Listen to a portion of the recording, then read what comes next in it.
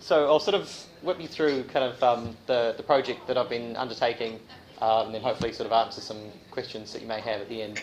So for those of you who might not know me, I'm Hamish Dick. I'm a Victoria University of Wellington student, and I was brought on board with the Rotary 100 project in November as part of a research scholarship to research the history essentially of Rotary New Zealand, because of course it is turning 100 in 2021, and of course Wellington is the oldest club in New Zealand, slightly clipping Auckland by about a week or two.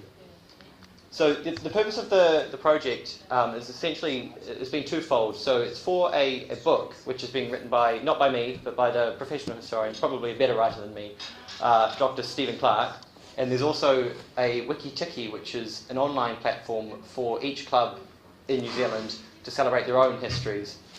So if you have any questions about the wiki-tiki, I can answer some of them, but the best sort of advice I can give is to go online to the Zone website, and there is a link for that. And each club will have their own access to a wiki-tiki in which they can essentially upload and write their own sort of unique histories online, whereas the book is an overview of Rotary in New Zealand, so it can't go into quite the same detail for each individual club that many clubs would like. The book itself is going to be about sort of 80,000 words, sort of light in tone. You know, readers can dip in and out. A lot of illustrations, and it covers the four sort of themes of Rotary. Sort of there's in the club theme, sort of a for the community theme, a theme. I think it is. I've got these written down.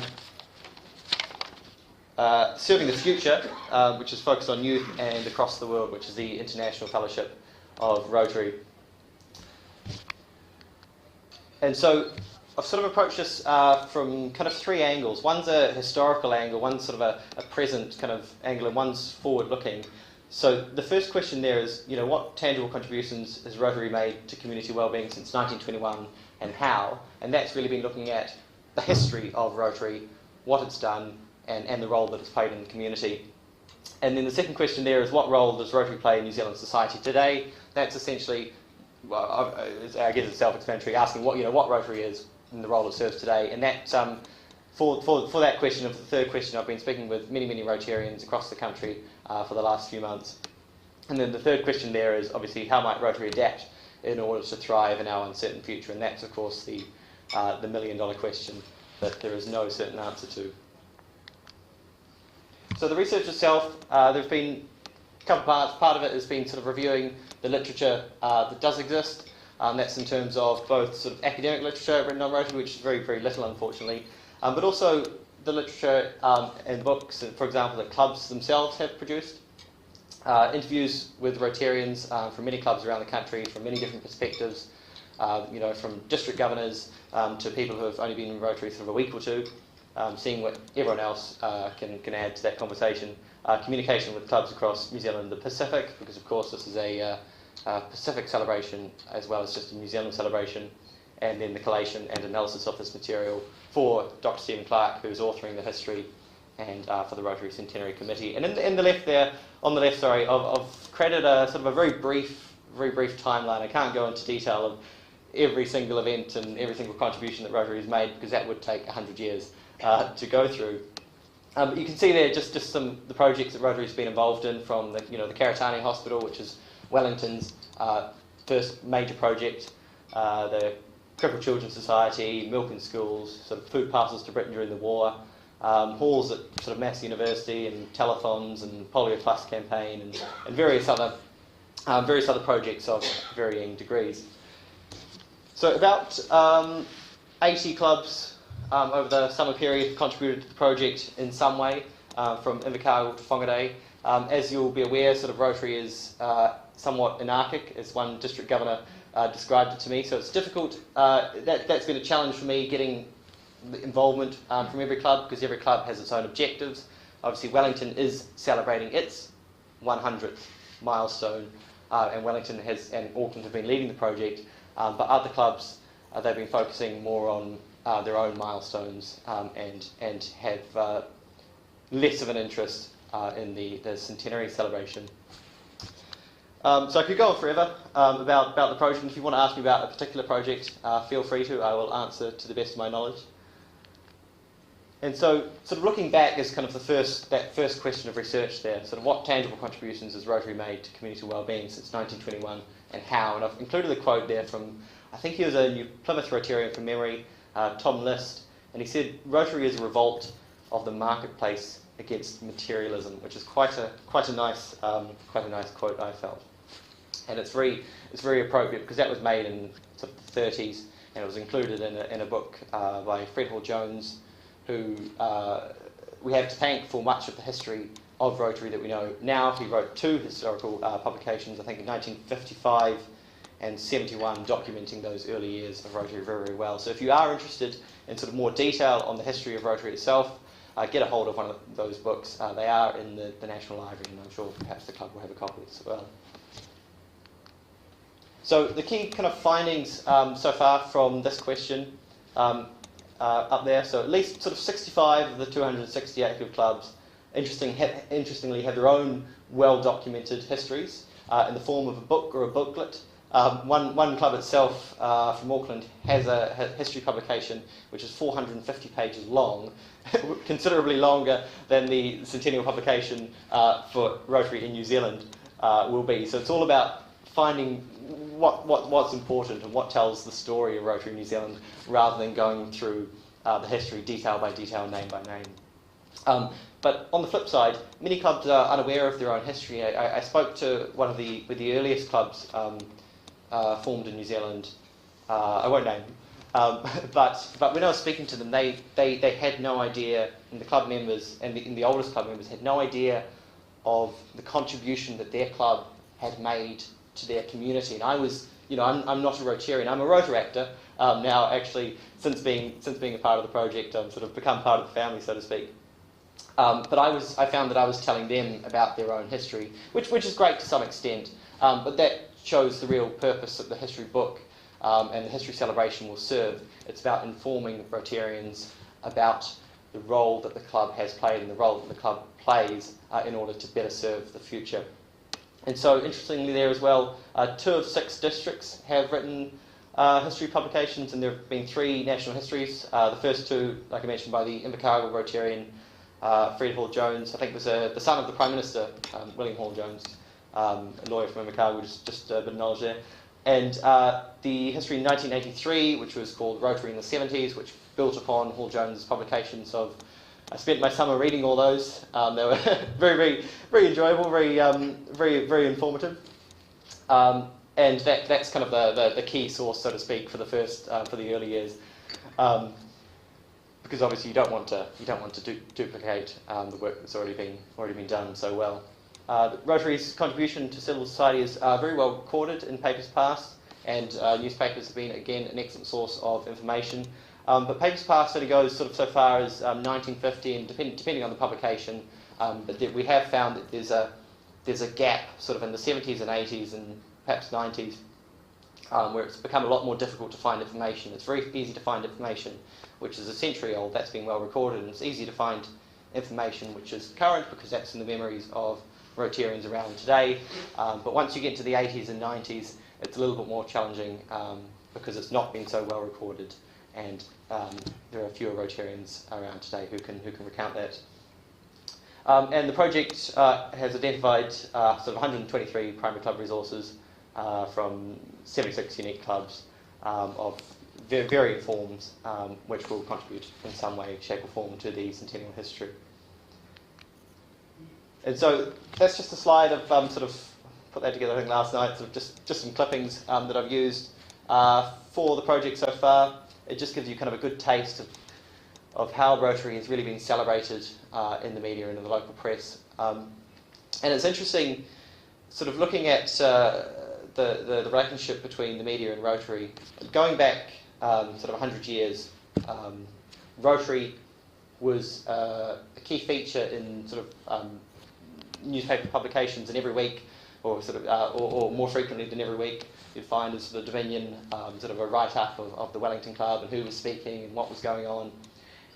And that's kind of faded off, I guess, as the role of newspapers has faded off over the last sort of decade or two. But it's interesting to note that the every club is different, and when you look at the more rural clubs, for example, there are a number of clippings up there from Matamata, and because Matamata, again, is a small town, the relationship between the press and between the club has been kept a lot stronger, and they've got someone in the club who is designated to look after that kind of public relations aspect, so to speak, and to keep the Rotary Club of Matamata's name in the newspaper sort of every week. You know, it'll be a big headline or a big picture or often a front page story. And that really shows how different clubs sort of interact with the different communities in different ways. And I think that's been another sort of important finding so far as well. You know, as much as Rotary is one organisation bound by a common set of values and objectives, it's also, you know, 260 odd, you know, distinct, unique clubs which each have their own relationship with the community and have defined the community just as the community sort of come to define the club. So, turning that to the second question, sort of Rotary now, you know, what role does Rotary play in New Zealand society today? And I've got, that's a quote from one of the participants in the interviews that I've sort of undertaken so far, and she was a former district governor, and she said, if we don't take into account these changes, we will stay where we are now.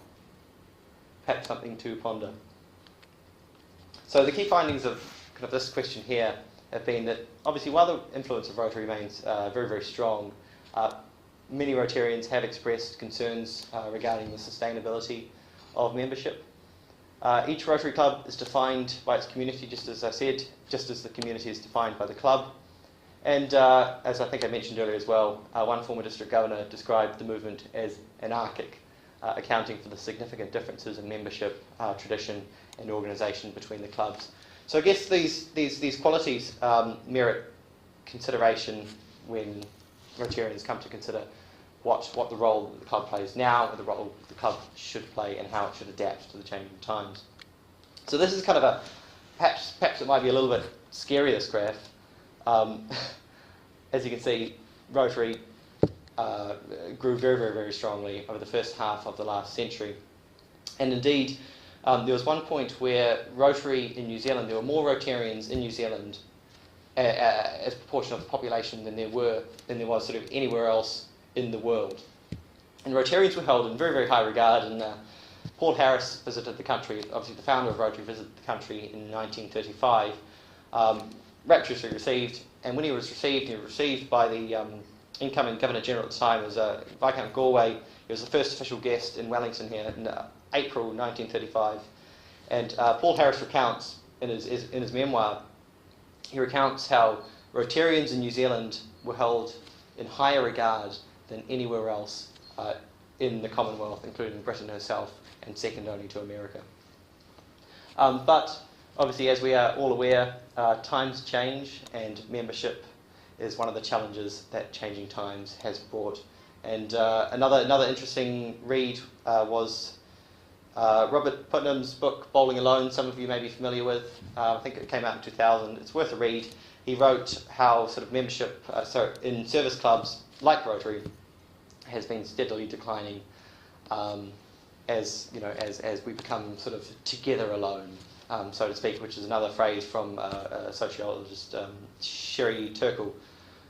We're living lives together, more interconnected than ever before, but also living lives more and more alone, which just goes to show that the fellowship of Rotary is all the more important in this day and age. So looking forward, I said I'd take you rapidly through a trip of Rotary. Sort of the question becomes, how might Rotary adapt in order to thrive in our uncertain future? And another comment from an interviewee there, he believes that Rotary has got a very, very, very bright future, and I certainly concur with that thought. And he said to me that all it takes is sort of the right people with the right kind of motivation to keep bringing the members in and being involved with the community, and there's no reason why a club like Rotary should suffer the decline in membership that some clubs do. And so the key finding so far of this question, which is really the hardest to answer, and it's that million-dollar question that we all want to know, how Rotary should adapt and should fit into modern society. Rotarians interviewed, the majority of them expressed the belief that Rotary should adapt to survive and maintain its relevance in the 21st century. But again, as many as there are Rotarians in the country, there are as many views about what Rotary is and what Rotary should be. Not everyone agreed with that statement, but the majority did.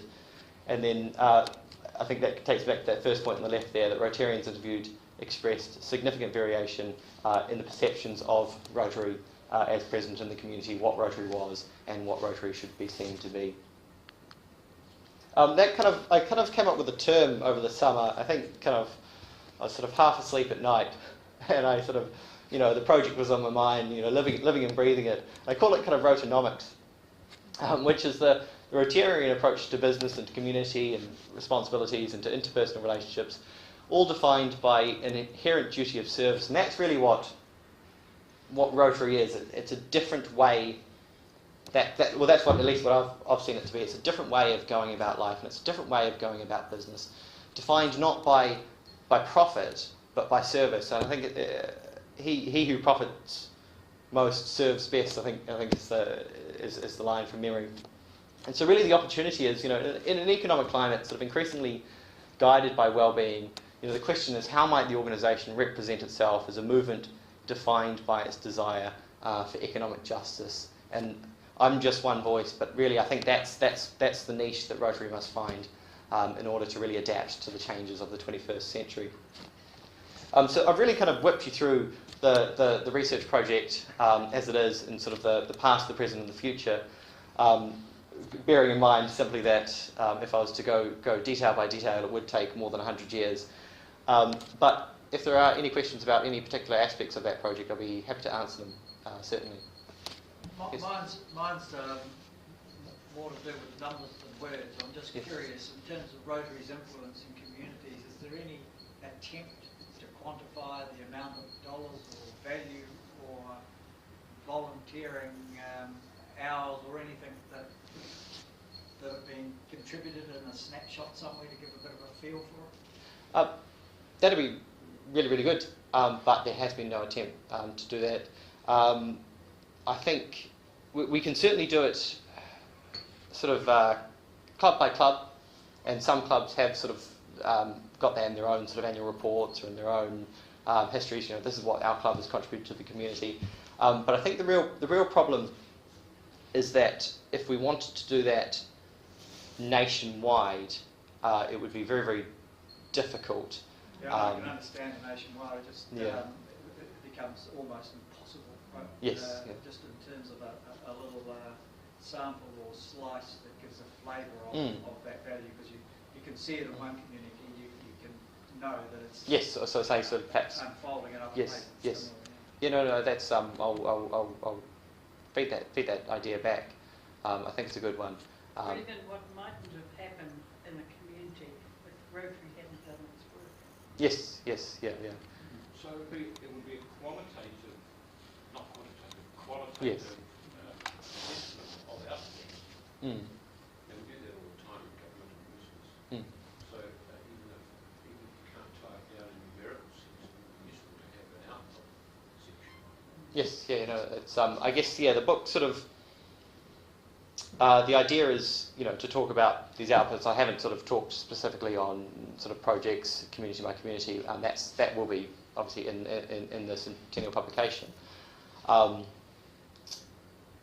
But I think that would be good sort of to hone in on that value provided, certainly. Yeah, possibly if it's related in an all-over situation, such as the 4 metropolitan clubs that have always been called, the combined outputs, and I think as you say, I'm not trying to measure it in dollar terms or anything like that, but you people probably do it already anyway, is to really bring to the attention of the reader, and put it that way, the combined efforts that have been made to lift New Zealand, because there have been so many major projects, not only from this club here, but from those other clubs, which have made a huge positive difference to New Zealand. And it would be good if we make sure we don't overlook that in the course of this, the preparation of this document. Yeah, absolutely. And I know I've sort of talked a lot sort of about Rotary today and the future of Rotary. In the book itself, that will be very much a second thought. That's kind of the epilogue, so to speak. Where does Rotary go from here? The book is first and foremost a history, and it does hone in on those particular projects, sort of, for example, the Milton Schools and the Karitani Hospital. Again, very, very difficult to quantify, but it does at least tell the story of those and the value added to the community. Yes. I believe I've seen an outline of the book and the chapter headings. Do you have that with you? Not with... That gives our Yes. people a sense of how the material is being organised and presented. I don't have it with me. It might be on my USB. I'll see if I can bring it up. I don't know if it's of interest to others, Yes, but yeah. I feel as if it sort of Next slide should be, shows the organising principle. you had a timeline there.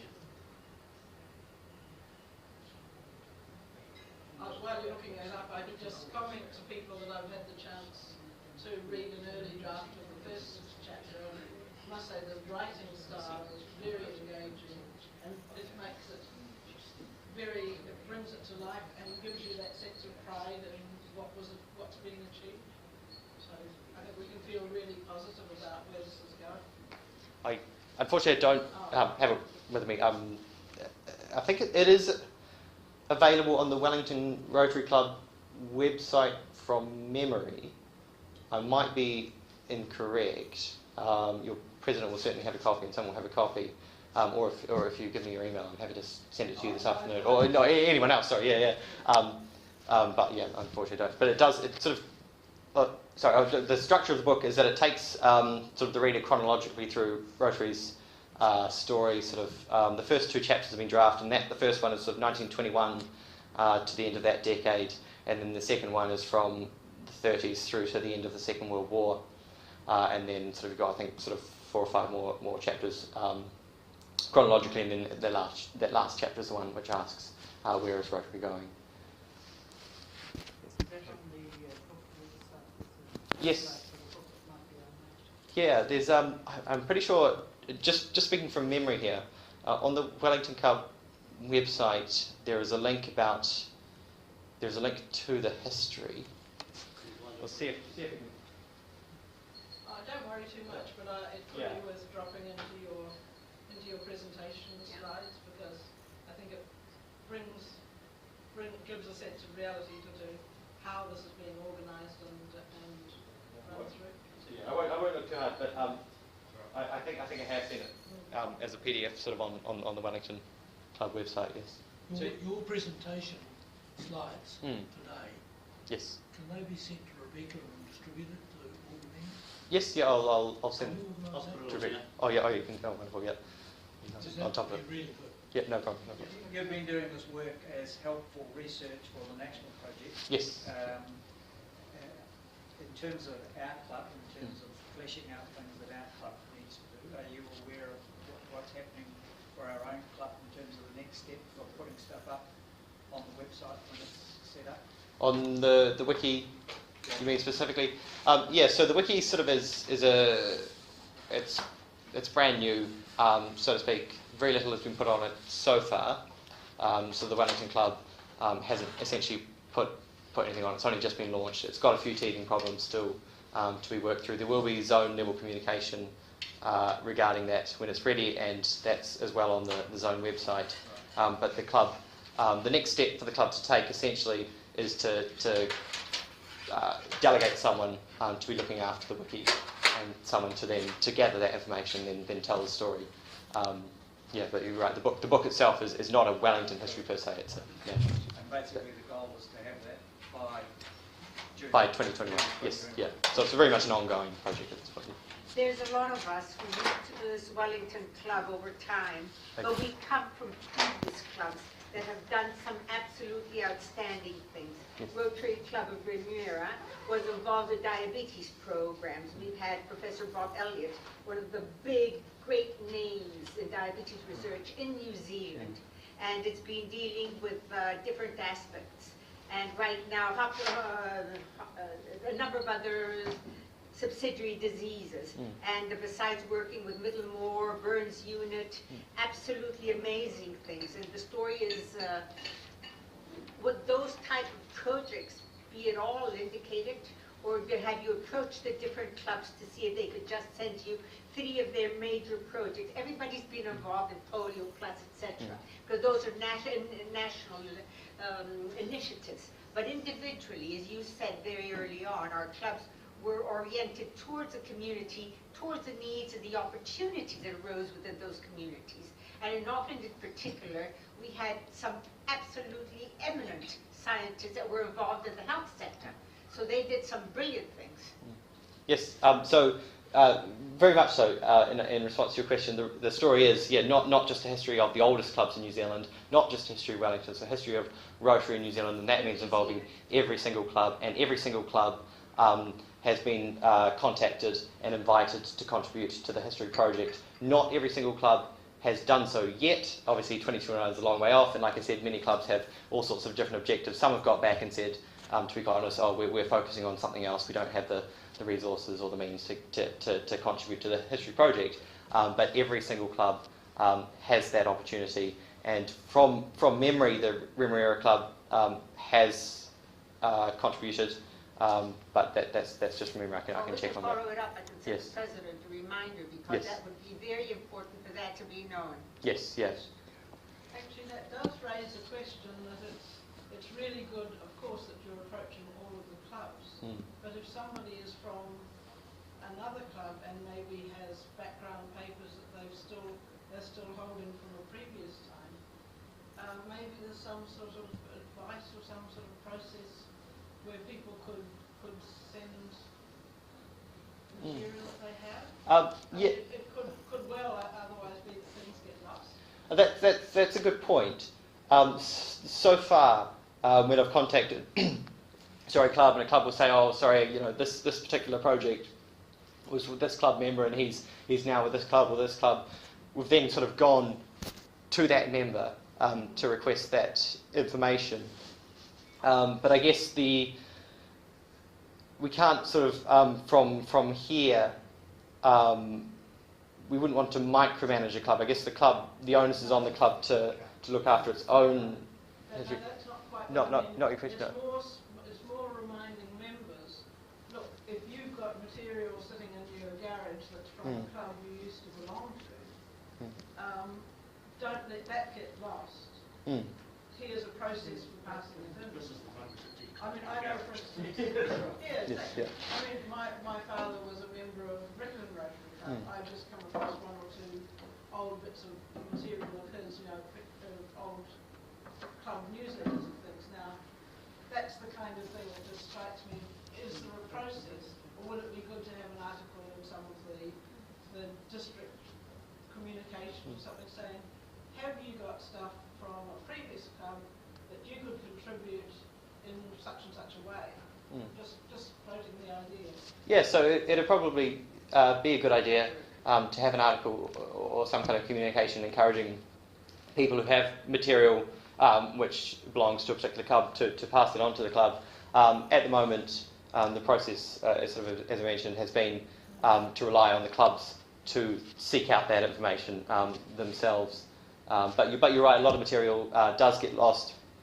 And I have spoken with clubs and talked about the history project, and they've said to me, look, we can't contribute to anything because we don't know where all of our records are. They've simply gone, they've disappeared with deceased members, and that is a challenge.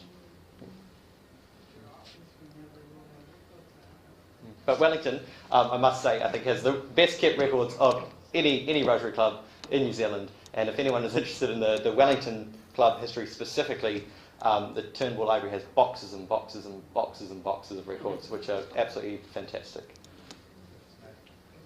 Thank you for your good work. No problem. Yeah, thank you. Thank you. Thank you. Well done. It's very